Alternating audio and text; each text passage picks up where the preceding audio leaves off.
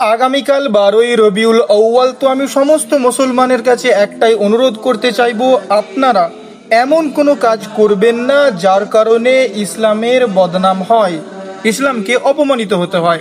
আপনারা অযথা এমনভাবে র্যালি বার করবেন না যার কারণে রাস্তাঘাট জাম হয়ে যায়, এবং আপনারা বাদ্যযন্ত্র ব্যবহার করবেন না, ডিজে ব্যবহার করবেন না।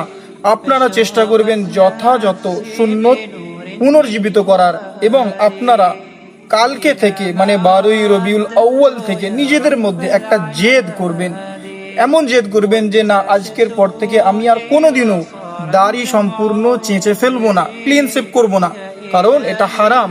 আর আমরা তো নবীজিকে ভালোবাসি, এবং আমরা যারা বেনামাজি আছি তারা অবশ্যই চেষ্টা করবে যে দিনে কম করে এক ওয়াক্ত হলেও আমরা নামাজের জন্য সময় বের করব, কারণ আমরা নবীজিকে ভালোবাসি।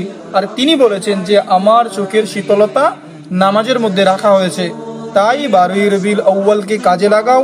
এই দিনকে রসুল সাল্লাল্লাহু আলাইহি সাল্লামের সিরাত বেশি বেশি আলোচনা করো, দরুদ পাঠ করো, কারণ এই দিনটা মানুষ বেশি বেশি ইসলামের দিকে আকৃষ্ট হতে থাকে, এবং অধিকাংশ মানুষ তারা ইসলামের কথা শোনে।